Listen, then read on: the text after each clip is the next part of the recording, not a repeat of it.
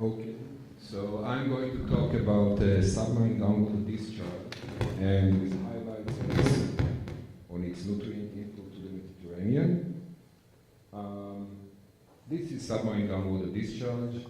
All the water that comes out of the sediments or from the aquifer into the sea, directly to the sea, is defined as submarine groundwater discharge. There is all these legends about the Phoenicians fueling boats from SGD, etc. About the well of Miriam, Moses' sister, that is buried until these days in the Sea of Galilee, etc. But submarine groundwater discharge is really known for millennia, mainly, of course, in the Mediterranean. There is a big issue here of SGD in Lebanon, in all the northern coast. And submarine groundwater discharge, as I said, is every water that is coming out of the seafloor.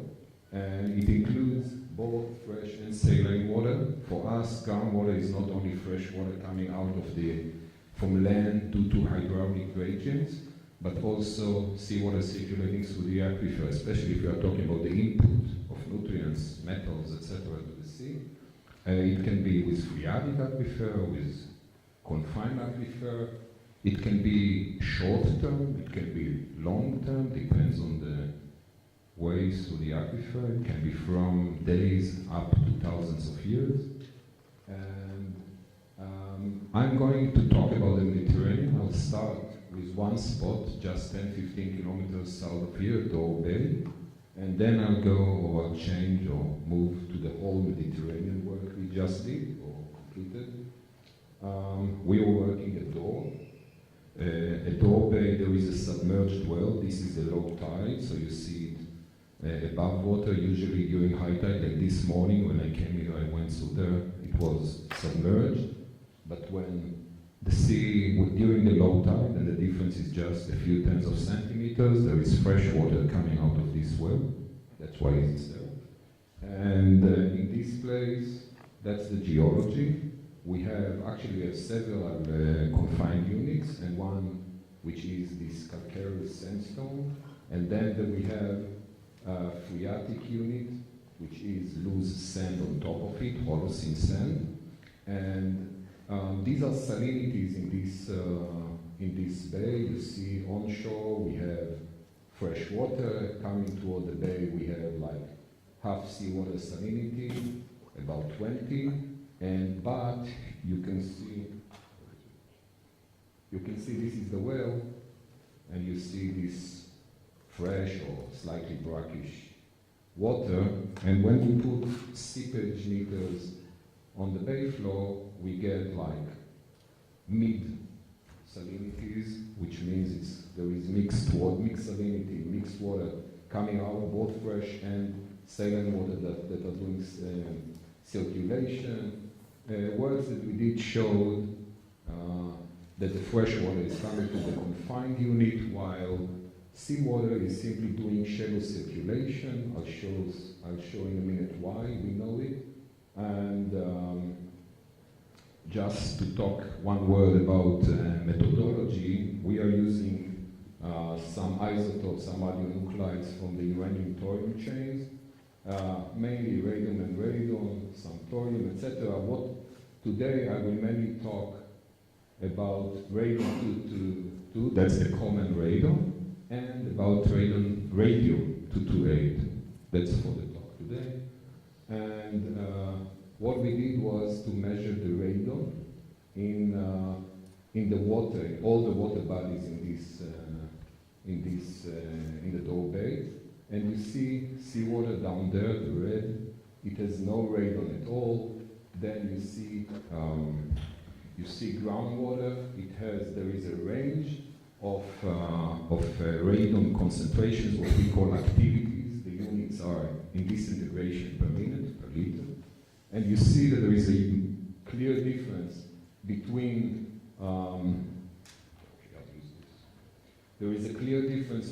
the phreatic unit with tens of dpm per liter and the confined unit 1 order of magnitude higher. And you can see all of these are water coming out from the bay floor, full seepage meters. We put the seepage meters for a few days, we let them being flushed, and then we sample the water tens of liters, just to give. And you see they are all more or less on a mixing line between seawater and the confined aquifer. Namely, in general, what we see here is mixing between circulating seawater, which brings no radon, and fresh water coming from the confined unit. Namely, the radon is actually a proxy for freshwater discharge to the bay. So the conclusions are down here. The radon arrives at the bay with fresh groundwater discharge, while seawater circulation is radon poor, and what it means is that it's a short-term circulation. I showed that there are all kinds of short-term, long-term. This is a short-term, can be different. So we used radon we did mass balances, we did actually time series and mass balances in the bay. We did it several times. This time it's from May 2006, yeah. And we calculate the inventory of the radon in the bay. It's convenient, it's a bay, relatively close. The inventory and the changes in inventory. Then we correct for evasion to the atmosphere, for mixing with open seawater, etc., etc. And we arrived actually at the advection from the bay floor, which was in this case about 5 centimeters per day. It changed between 3 and 5 centimeters per day in this specific. Namely, there is a specific discharge, advection of 5 centimeters per day of water, and this is only the fresh water of the SGD. Now, if I'm trying to get, let's go through it fast, you see that actually it means that per 1 kilometer of Carmel down here, coast, we get more than, on average, I took less than the 5 centimeters, we get more than 1 million cubic meter per year, okay, of fresh water only, okay. So now we go to the Mediterranean. So, okay, that's the Mediterranean. And I'll start with the fresh water. So the fresh water was done by hydrologists, by Russian hydrologists. They calculate all over the world almost the numbers of supposedly fresh water going to the sea due to hydrological consideration, gradient, hydraulic properties, etc. How much water should go to the sea, fresh water only. And talking about the Mediterranean, that's the number. 68 or 70 cubic kilometer per year. Is it a lot? Let's compare it to river. It's about 25, I think, % of the number, so it's not negligible, that's for sure. But that's only the fresh water coming to the sea.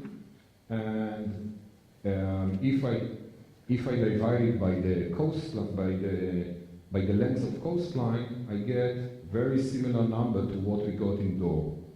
So actually Dor is an average of Mediterranean coast. Talking about the world, you can see the numbers. Total of 5,000, while I think a lot of people know that the total river flow to the ocean is 40,000, so it's 12, 13%. That's fresh water only. So what we did, we actually took students, put them on the Meteor, and sent them for a month on the Mediterranean, together with Eyal, right? And they collected water for radium. It's like 350 liters per sample. That's the sampling point. And we did simply mass balance of the radium-228. Why radium-228? Radium has 4 naturally occurring isotopes. 2 are very short days, so they do not survive in the open sea. 1 is very long, the radium-226. We can keep it for other games, oceanography games. The one which is relevant to the times involved in open surface water is the radium-228 with half-life of 6 years. Okay, so we did mass balance. I won't tire you with all the details, sinks, sources, everything. Dust, diffusion from sediment, Atlantic, you remember there is the Gibraltar, there is the Dardanelles, etc., atmospheric dust. At the end we had total output, total input. You see there is a missing input. So SGD is the candidate, submarine groundwater discharge. Discharge contribute this number in 10 to 15 dpm per year. dpm is activity units of this radial. So if then we went and collected from the literature and added data of radium 228 all over the place, both from seepage meters and from shore wells, etc., etc., etc. So we have median, quartiles, etc. We got from the number, the top number, we got how much SGD flux is, and this is total SGD, namely water that goes through the sediment, through the aquifer, and comes out. These are the numbers. These are the numbers. Comparing to the riverine, this time SGD wins. Namely, it's either equal or one order of magnitude higher, the total SGD to the Mediterranean. If I divide it by kilometer, this is the number a lot higher than what we got indoor, but again, indoor it was the fresh water, etc., etc. Now, there was a work done just together with us. It was published like 3 months before. We didn't even know about it. End of 2014, about the whole world. Balance, again, the same story, 228, and they got numbers, so I put everything in a table. This is the fresh SGD. This is the fresh SGD. You can see Med Sea, Atlantic. There was a work done also about the total SGD in the Atlantic, published in 2008. And the world ocean, you can compare the fresh SGD regular per kilometer. You see the world ocean is relatively high. We can talk about it, but not now. And then you can see the total SGD. So if we do by kilometer, the Mediterranean is very low, and you may say arid, etc. But actually, if we do per square kilometer, namely, what is the contribution, what is the impact of SGD on this very small sea, clearly it's not less. Someone may say even higher, yeah, it's the top one, like may get up to more than 1,000, it's actually more than 1 million cubic meter per year per square kilometer. Okay, these are the numbers. Now, how much I got? Why are you signing? How much? 7. So, talking about the nutrients, this is the nitrate indoor. I'm going back to Dor and then to the Mediterranean again. So this is the nitrate indoor. I'll save you, there is a whole paper about what's exactly happening here, but you may see the same story. There is the seawater with the red, there is the fresh water, and you may see that in general, the water coming out of the bay floor is on a mixing line between the fresh water and the sea, namely, it is the fresh water that contributes nitrates to the sea. The circulating water is not contributing a lot. Silica, more or less the same, a bit more complicated because the fresh water is more valuable. Okay. Phosphate is different story. You may see both seawater and fresh water is very low, while the circulating water is higher, namely it is the seawater going through the sediment, mobilizing phosphate from the sediments. It's a well-known phenomenon. The same about the ammonium. You see again, we have fresh water which is very low in ammonium. We have the same about the seawater, while the water coming out of the sediment, what we call subterranean estuary, is relatively high. Okay, so these are the fluxes per 1 meter this time of shoreline. It's considerable fluxes. And you may see, okay, the nitrification, the denitrification, I didn't talk about it, but clearly ammonium is being mobilized by this water coming through the sediment. There is some element of denitrification, but we'll skip it at the moment. If I move to the Mediterranean, we did the same. We took a lot of data. Okay. We took all the data we had available all over the Mediterranean, Spain, France, North Africa, here, etc., of nitrate, etc., in coastal water, and we simply multiplied it by the numbers we got from the radium, and this is what we got. This is the SGD compared with riverine. and with atmospheric inputs. And you see, it is not less, let's say like this. And by the way, this one, what I signed here by blue, is the fresh SGD. Namely, if I take only the numbers of the fresh SGD of this Russian group and put it still, except for the phosphate, except for the phosphate, it's still very considerable, even if I ignore completely the circulation of seawater in sediment. Another point is to notice that the DIN to DIP ratio, okay, it's not very different than the other sources, but if we talk only about the fresh SGD, the DIN to DIP is very high, it's like 1500. Yeah. And this is something to be taken into account whenever somebody is doing coastal water balancing. Okay. What else? Yeah, okay, I'll just go through it. It's not only about nutrients, it's about metals. This is the work we've done in the Dead Sea. So Dead Sea is very, very different, but it gives hints about what's going on.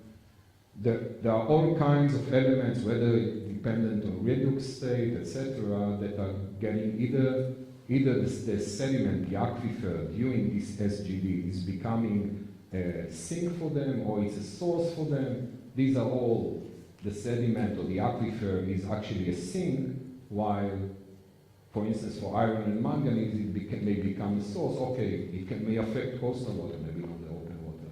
But, and these are numbers. Again, this is from the Dead Sea. It's a different story. But these are things that are being studied these days also all over the place about regular coastal water.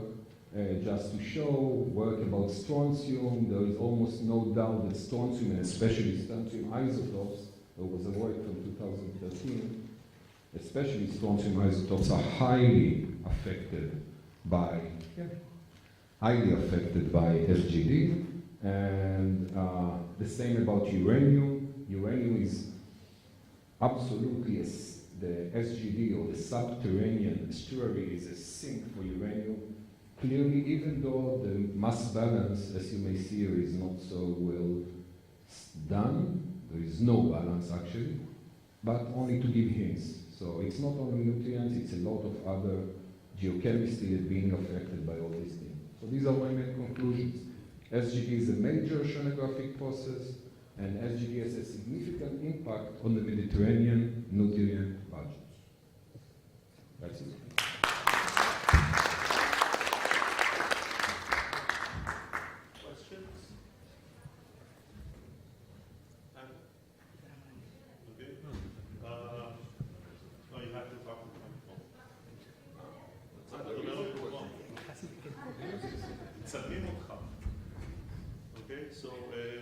My question is, did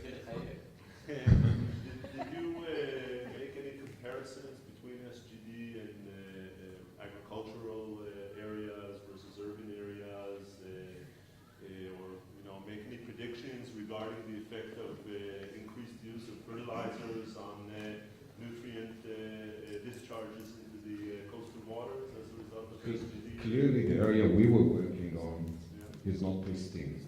On the other hand, when we did the Mediterranean balance, we took data from wherever there was, more pristine, less pristine. We're talking about a picture. Yeah. So it's not, we didn't go to two different sites, one is pristine and the other one is not, if that's the question. Yeah. Clearly, on the other hand, it's interesting that, for instance, in Dor, down here, there is fish ponds nearby. And you would expect a lot of phosphorus coming out, a lot of phosphate. Nada. Zero. The NP is tens of thousands. Namely, it's a story. I didn't talk about it too much. It's a story of the subterranean estuary. It's a processing zone which changes everything. One of the things, it doesn't let the phosphate get to the sea. The only phosphate you actually see is the one processed in the shallow zone there in the bay from within the few meters of sediment. There is nothing arriving. There is another work now we do in Ma'adan Michael, which is clearly not a pristine site. Again, fish ponds, huge fish ponds. And also there, we don't see export, let's say, of phosphate, etc., to the sea. So it's a lot more complicated, but we took, again, when we did the balance of Mediterranean, we're pretty sure about it because we took all the data available. So it's not a picture from 300 years ago, it's a picture from today. But I think it's... Can you tell us just what the loads are in tons per year? I saw they were... Oh, I don't remember the numbers. Well, Per meter, it was in tons per year. it was in Along the moles, I coast. don't remember. Let's say, assuming the door is representative, how much is that in We tons can look per at year the... to the coast? Yeah, but you're taking a risk here, saying that the door is representative of the coast. I took off the... Out of it Yeah. will be recirculated. Oh, he said that most of it No, was from fresh nitrogen water. is not. He said that most of it was from fresh. Not the phosphate. Here you have 500 moles of nitrate per year, per 1 meter of shoreline. So if you want to take the 30 kilometers of the Carmel coast, 30,000 meters, you do